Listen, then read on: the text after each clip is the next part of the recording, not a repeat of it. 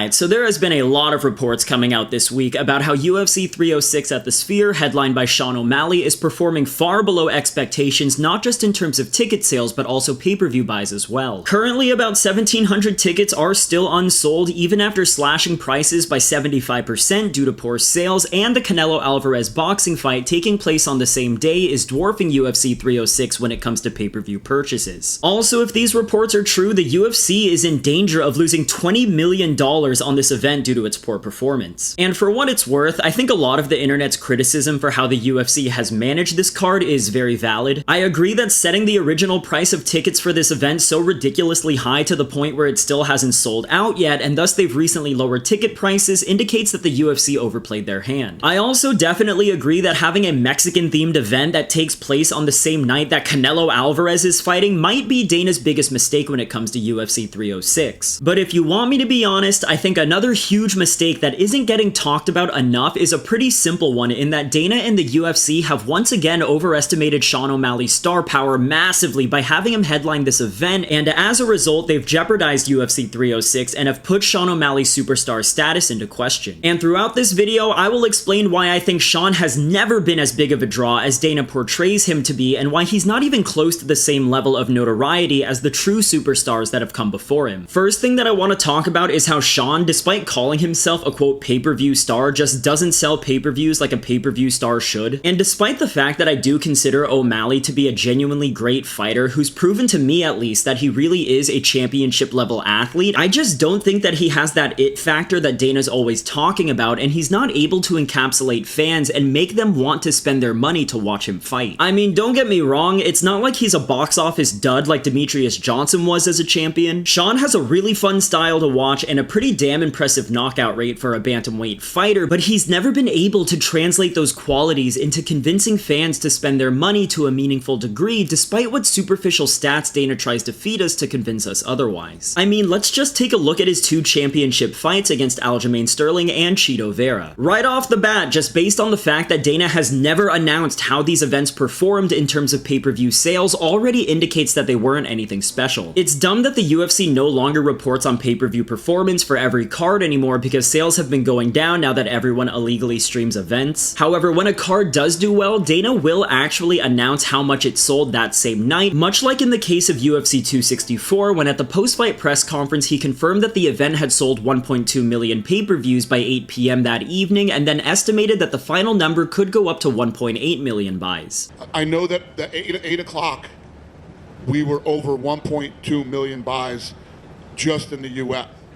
So my assumption, I have to be careful with this stuff now because we're a public company and I can't go out shooting my mouth off and have it be, completely wrong. But I'm going to say that we came in anywhere between 1.7 million and 1.8 million. Now let's take a look at O'Malley vs. Sterling at UFC 292 that took place on August 19th, 2023. We don't know the exact number of pay-per-views this event sold, and we probably never will, but Aljo himself admitted that he was shocked at how poorly the event sold while live streaming to his YouTube channel. I was just watching something with my lady, and I got the pay-per-view numbers, and me and her were going through it, and I'm just like, these are the numbers that this guy was trying to say, like he's this big pay-per-view star. I'm just like, oh my God.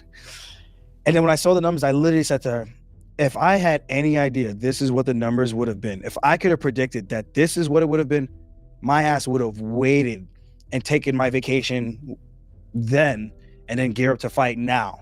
Because this is ultimately when they said I would be able to fight in like January, February, March, because if I didn't fight in August, I wouldn't have any other spots.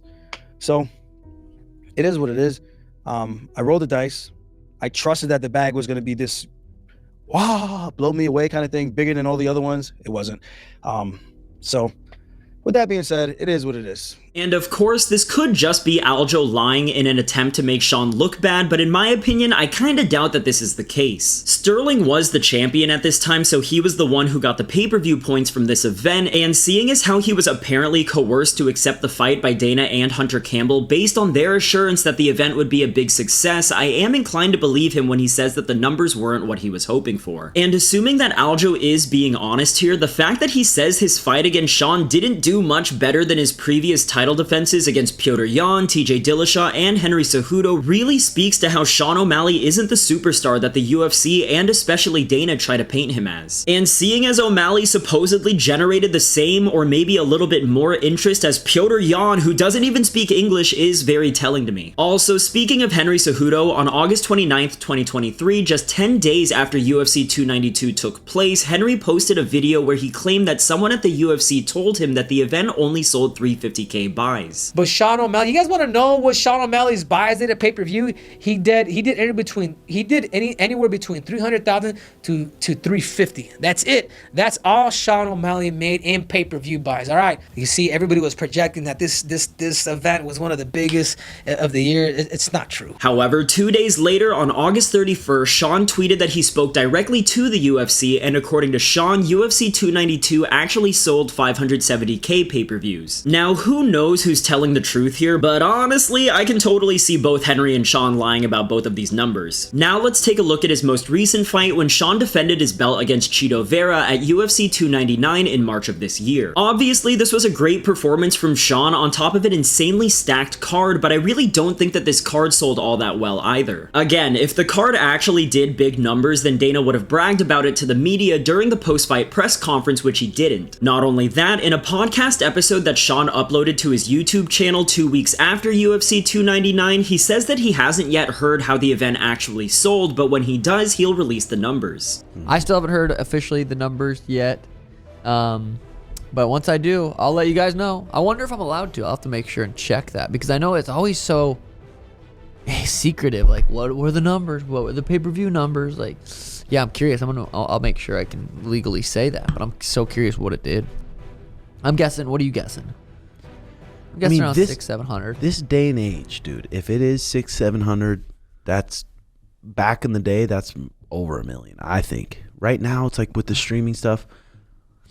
Everyone, dude, probably I know over 70%. Everyone I know streams it.